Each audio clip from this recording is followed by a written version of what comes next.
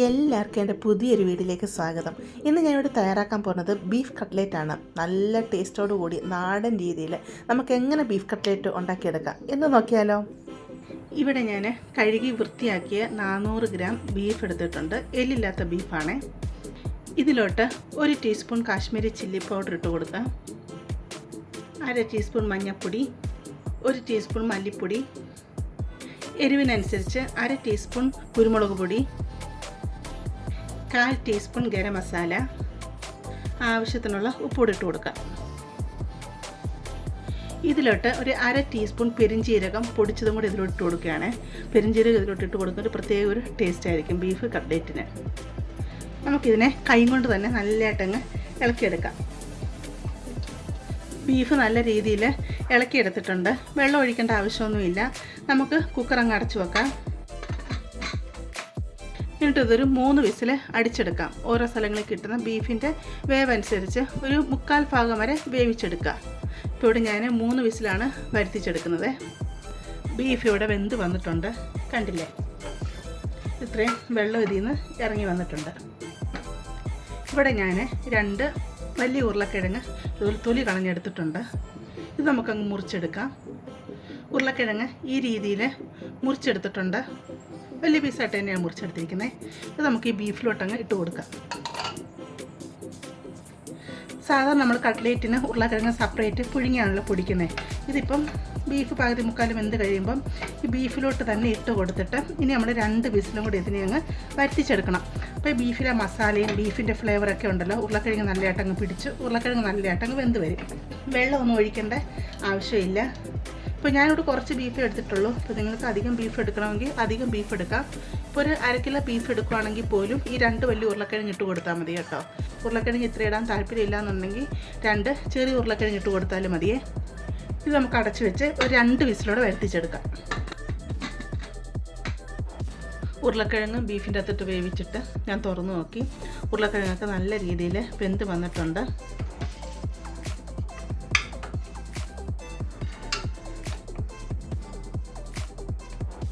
കണ്ടില്ലേ, ഉരുളക്കിഴങ്ങ് നല്ല രീതിയിൽ തന്നെ വെന്ത് വന്നിട്ടുണ്ട്. അതല്ലെങ്കിൽ പിന്നെ നമ്മൾ ഉരുളക്കിഴങ്ങൊക്കെ സെപ്പറേറ്റ് വേവിക്കാൻ നിൽക്കണ്ടേ. ഇതാണ് ഒറ്റയടിക്ക് അങ്ങ് വെന്തും കിട്ടും. ബീഫിൻ്റെയൊക്കെ ഫ്ലേവർ ഉരുളക്കിഴങ്ങ് പിടിക്കുകയും ചെയ്യും. ഈ ബീഫിൽ നിന്ന് നമുക്കിനി ഉരുളക്കിഴങ്ങ് അങ്ങ് മാറ്റാം. ബീഫിൽ കുറച്ച് മസാലയും വെള്ളമൊക്കെ ഇങ്ങനെ കിടപ്പുണ്ട്. അത് നമുക്ക് തീ കൂട്ടിയിട്ടങ്ങ് വറ്റിച്ചെടുക്കാം. എന്നിട്ട് ഇത് തണുത്ത് കഴിഞ്ഞ് കഴിയുമ്പോൾ ബീഫ് നമുക്ക് മിക്സിയിലിട്ട് ഒന്ന് കറക്കിയെടുത്ത് പൊടിച്ചുകൊണ്ട് വരണം കേട്ടോ. ഒത്തിരി അങ്ങ് പൊടിഞ്ഞു പോയാൽ ജസ്റ്റ് ഒന്ന് കറക്കിയെടുത്തുകൊണ്ട് വരണേ. അപ്പോൾ അതുവരെ ഞാൻ ചെയ്തുകൊണ്ട് വരാമേ. അതുപോലെ ഞാനിവിടെ 2 മീഡിയം സവാള, ഒരു 3 അല്ലി വെളുത്തുള്ളി അരിഞ്ഞു വെച്ചത്, 2 ചെറിയ കഷ്ണം ഇഞ്ചി, 2 പച്ചമുളക് ഇത്ര ഇവിടെ എടുത്തിട്ടുണ്ട്. ഇതിനെ നമുക്ക് കട്ട് ചെയ്ത് ചോപ്പറിൽ അരിഞ്ഞെടുക്കാം. അപ്പോൾ ചോപ്പറില്ലാത്തവർ കൈ കൊണ്ട് ചെറുതായിട്ട് ഇതിനെ അരിഞ്ഞെടുക്കാമേ. ഇവിടെ ഞാനൊരു പാത്രം അടുപ്പത്ത് വെച്ച് കൊടുത്തിട്ടുണ്ട്. ചോപ്പറിൽ സവാളയും ഇഞ്ചിയും വെളുത്തുള്ളിയും എല്ലാം അരിഞ്ഞെടുത്തുകൊണ്ട് വന്നിട്ടുണ്ട്. അതുപോലെ മിക്സിയുടെ ജാറിലിട്ട് ബീഫ് ഇതുപോലെ പൊടിച്ചെടുത്തിട്ടുണ്ട്. ഈ രീതിയിൽ ഉരുളക്കിഴങ്ങ് ഞാനിവിടെ പൊടിച്ചെടുത്തിട്ടുണ്ട്. പാത്രത്തിലോട്ട് ശകലം വെളിച്ചെണ്ണ ഒഴിച്ചു കൊടുക്കാം. നിങ്ങൾക്ക് എണ്ണ വേണമെങ്കിൽ ഒഴിച്ചു കൊടുക്കാമേ. എണ്ണ ചൂടായി വരുമ്പോഴത്തേക്ക് സവാള ഇതിലോട്ട് ഇട്ട് കൊടുക്കാം.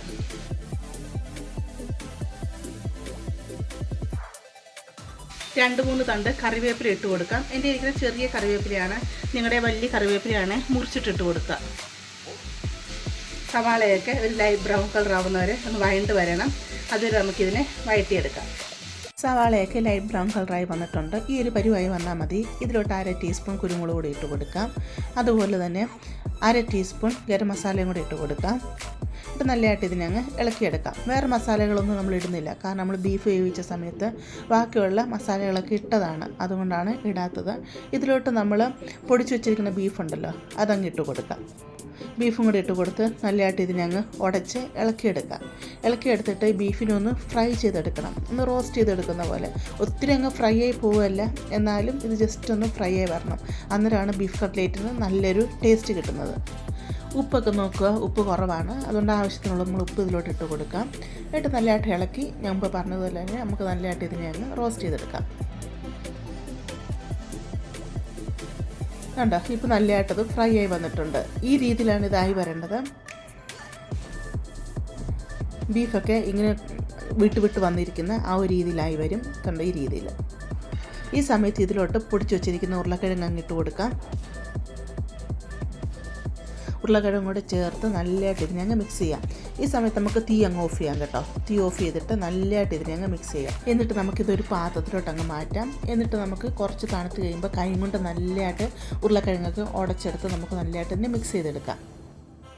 അങ്ങനെ ഞാൻ ഉരുളക്കിഴങ്ങൊക്കെ നല്ലതായിട്ട് കുഴച്ചെടുത്തുകൊണ്ട് വന്നിട്ടുണ്ട്. കണ്ടോ, നല്ല സ്മൂത്തായിട്ട് വന്നിട്ടുണ്ട്. ഈ സമയത്ത് നിങ്ങൾ ഉപ്പും കാര്യങ്ങളൊക്കെ നോക്കണം കേട്ടോ. വല്ലതും വേണമെങ്കിൽ ഇട്ട് കൊടുക്കണേ.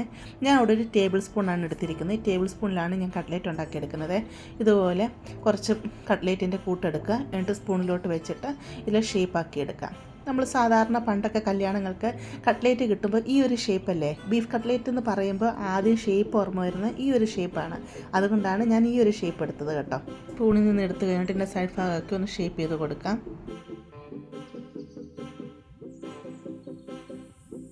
നല്ല രീതിയിൽ തന്നെ കട്ട്ലേറ്റ് വന്നിട്ടുണ്ട്, കണ്ടില്ലേ. അടുത്തത് ഞാൻ സാധാരണ കട്ട്ലേറ്റൊക്കെ ഉണ്ടാക്കുമ്പോൾ ഏത് ഷേപ്പാണ്, റൗണ്ട് ഷേപ്പ്, ആ ഷേപ്പിൽ തന്നെയാണ് ഉണ്ടാക്കിയെടുക്കുന്നത്. ഇങ്ങനെ കട്ട്ലേറ്റുകളെല്ലാം ഷേപ്പാക്കി ഇവിടെ വെച്ചിട്ടുണ്ട്, കണ്ടില്ലേ. സ്പൂണിൽ പിടിച്ച് എടുത്ത കട്ട്ലേറ്റാണിത്. ഇത് എനിക്ക് കട്ട്ലേറ്റിൻ്റെ കട്ടർ ഉണ്ടായിരുന്നു കേട്ടോ. അതിൽ ഞാൻ ഷേപ്പ് ചെയ്തെടുത്തേ, ഹാർഡ് ഷേപ്പായിരുന്നു. അതങ്ങനെ ചെയ്തെടുത്ത് 2 കട്ട്ലേറ്റ് ഉണ്ടായിരുന്നു. ഇത് റൗണ്ട് ഷേപ്പ്. ഇവിടെ ഞാൻ ബ്രെഡ് പൊടിച്ചെടുത്തിട്ടുണ്ട്. ബ്രെഡ് പൊടിച്ചൊന്ന് വറുത്തെടുത്തതാണേ. ഞാൻ ഒരു ബൗൾ ഇവിടെ എടുത്തിട്ടുണ്ട്. ഇതിലോട്ട് 1.5 ടേബിൾ സ്പൂൺ മൈദ ഇട്ട് കൊടുക്കാം. 1/2 ടേബിൾ സ്പൂൺ കോൺഫ്ലോർ കൂടി ഇട്ട് കൊടുക്കാം. എന്നിട്ട് ശകലം ഒരു നുള്ളു ഉപ്പും കൂടി ഇട്ട് കൊടുത്ത് നല്ലതായിട്ട് ഇതിനെ മിക്സ് ചെയ്യാം. എന്നിട്ട് കുറച്ച് വെള്ളം ഒഴിച്ച് നല്ല ലൂസായിട്ട് നമുക്കിതിനെ അങ്ങ് കലക്കിയെടുക്കാം. ഒട്ടും കട്ടയില്ലാതെ നല്ലതായിട്ട് തന്നെ നമുക്കിതിനെ കലക്കിയെടുക്കണം.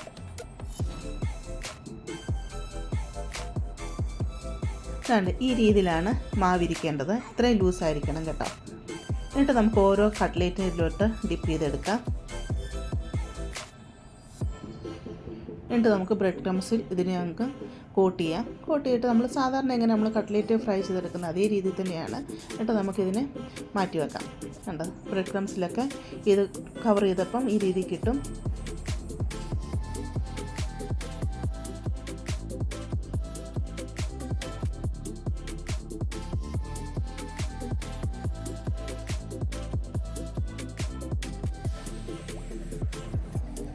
കട്ട്ലേറ്റുകളെല്ലാം ഇവിടെ റെഡിയായി കിട്ടിയിട്ടുണ്ട്. ഇവിടെ ഞാനൊരു ഫ്രൈ പാൻ അടുപ്പത്ത് വെച്ച് കൊടുത്തിട്ടുണ്ട്. കുറച്ച് എണ്ണ ഒഴിച്ച് കൊടുക്കുന്നുള്ളൂ. ഞാനിവിടെ ഷാലോ ഫ്രൈ ആണ് ചെയ്യുന്നത് കേട്ടോ. നിങ്ങൾക്ക് ഡീപ്പ് ഫ്രൈ വേണമെങ്കിൽ അങ്ങനെയും ചെയ്യാം. ഓരോ കട്ട്ലേറ്റും നമുക്ക് അതിലോട്ടിട്ട് കൊടുത്ത് അതിൽ ഓരോ ഭാഗം ഫ്രൈ ആയി വരുമ്പോൾ അതിനെ തിരിച്ചിട്ട് കൊടുത്ത് നമുക്കിതിനെ ഫ്രൈ ചെയ്തെടുക്കാം.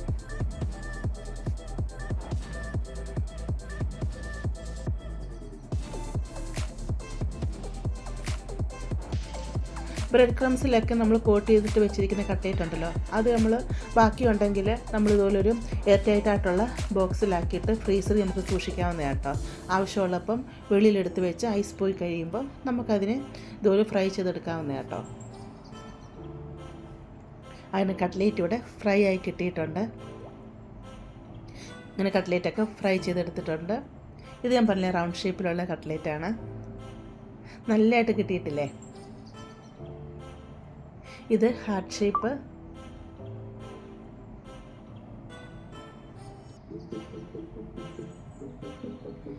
ഇത് നമ്മൾ സ്പൂണിൽ ചെയ്തെടുത്തില്ലേ, ആ കട്ട്ലേറ്റാണ്. ശരിക്കും പണ്ടത്തെ കട്ട്ലേറ്റിൻ്റെ ഒരു ഷേപ്പില്ലേ. പക്ഷേ ഞാൻ ടേസ്റ്റ് നോക്കി കേട്ടോ, സൂപ്പർ ടേസ്റ്റാണ്. സാധാരണ കട്ട്ലേറ്റിനേക്കാളും അടിപൊളി ടേസ്റ്റാണ് കേട്ടോ. നിങ്ങൾക്ക് ധൈര്യത്തോടു കൂടി ഉണ്ടാക്കിയെടുക്കാവുന്നതാണ്. നിങ്ങൾക്കിത് ഇഷ്ടപ്പെടുവാണെങ്കിൽ ചാനലൊന്ന് സബ്സ്ക്രൈബ് ചെയ്ത് സപ്പോർട്ട് ചെയ്യാനും അതുപോലെ ലൈക്ക് ചെയ്യാനും നിങ്ങളുടെ ഫീഡ്ബാക്ക് അറിയിക്കാനും മറക്കരുതേ. നമുക്കൊരു പുതിയ വീഡിയോ ആയിട്ട് അടുത്ത ദിവസം കാണാം.